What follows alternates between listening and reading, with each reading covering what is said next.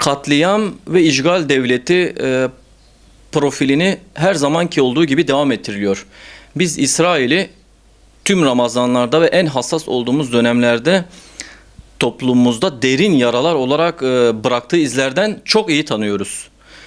Nitekim bunların yaptığı bu pervasızlıklar ne şimdi son bulmuştur ne bundan sonraki süreçlerde son bulacaktır. Önceden olduğu gibi şimdi hali hazırda devam etmektedir. Bunun gayet bilincindeyiz. İsrail kuruluşundan beri yaptığı işgal sistemini sistematik şekilde devam ettiriyor. Yani Büyük Orta Doğu projesi kapsamında tüm dünyada yapılandığı gibi Orta Doğu'da bunu ciddi şekilde kan üzerinden yapıyor. Terör faaliyetleri üzerinden yapıyor. Suikastlar üzerinden yapıyor. Ne Ramazan ayında ne de farklı süreçlerde bunu durdurdular, kesintiye uğradılar. Nitekim toplumda bu yaptıkları durumların çok da bilincinde olan bir yapıda. Bizler de bunun bilincindeyiz. Bizim kanaatimiz sosyal medya ekipleri olarak, basın olarak, sivil toplum olarak, gerek de siyasi olarak en ağır yaptırımlarla buna sert cevaplar verilmesi lazım. Nitekim biz Mavi Marmara'dan onların ne kadar pervasız olduklarını çok iyi biliriz. Nitekim biz onların Ramazan ayında insanların, Müslümanların duygularının en hassas olduğu dönemlerde yaptığı katliamlardan çok iyi biliriz. Nitekim sistematik olarak yaptıkları işkenceler, uyguladıkları sert politikalardan, zihniyetlerinden biz çok iyi biliriz. Bizim onlara Kur'an-ı Kerim'deki gibi kısasa kısas mantığıyla en sert şekilde cevap vermemiz lazım.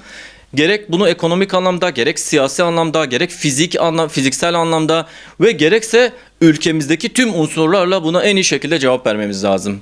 Evet, tabii dönemler her zaman için farklılık gösterir. Şu anda hali hazırda Birleşmiş Milletler üyesi olduğumuz için genel anlaşmalar kapsamında müdahil olma noktamızda ağır yaptırımlar söz konusu. Bizler o ağır yaptırımlara karşılık verebileceğimiz düzeyde olduğumuz zaman bunların kat'i surette derhal en ağır şekilde karşılık verilmesi kanaatindeyiz.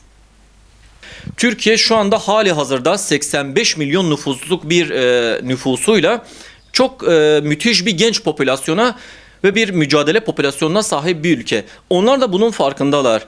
Bizler gerek sosyal medya unsurları olarak, gerek basın olarak ve gerekse gençliğin verdiği o mücadele hissiyatıyla bunu en güzel şekilde sahalara yansıtıyoruz. Ve sahalarda verdiğimiz o mücadele, basın açıklamaları, oluşturduğumuz konvoylar, sosyal medya savaşları onlara çok ağır psikolojik darbe vuruyor. Nitekim vurmaya devam edeceğiz ve son ana kadar da sahada olacağız. Evet, İsrail sistematik olarak dünyaya, Filistin'e karşı çok ağır bir yaptırım sürecinde olduğunun farkındayız. Nitekim şu hususta belirtecek olursak yaptıkları dezenformasyonlara karşı bizler de ülke olarak, gençlik olarak bir sosyal medya yapılanması içerisindeyiz. Sadece buradan değil, dünyanın her yerinde bizim yapılanmalarımız var. Sosyal medya gruplarımız var. O sosyal medya gruplarından onların anlayacağı dilde onlara cevap veriyoruz. Onların bizleri hissedeceği şekilde biz onlara cevap veriyoruz. Sosyal medya o kadar etkili bir platform ki bugün silah olmadan savaşların kazanıldığı bir mecra. Nitekim tüm dünyada olduğu gibi tüm büyük devletler sosyal medyayı artık bugün savaşlarda fiziki savaşın yanı sıra sosyal medya ve basın yoluyla bunları yürütüyorlar. Netanyahu'nun oğlunun yaptığı bu açıklama da bu söylediğimiz şeyleri destekleyecek nitelikte. Bizler biraz daha şuurlu, biraz daha bilinçli bir şekilde sosyal medyayı, Twitter ya da diğer unsurları daha aktif şekilde kullanıp daha sert şekilde cevaplar vermemiz lazım. Son olarak bizler her daim Kudüs'lü kardeşlerimizin yanında olacağız. Bizler her daim Filistin davasının sahiplenen unsurları olacağız. Bizler her daim ümmette düşen tüm kardeşlerimizin arkasında ve yanında olacağız. Bizim tek derdimiz İslam, tek derdimiz ümmet.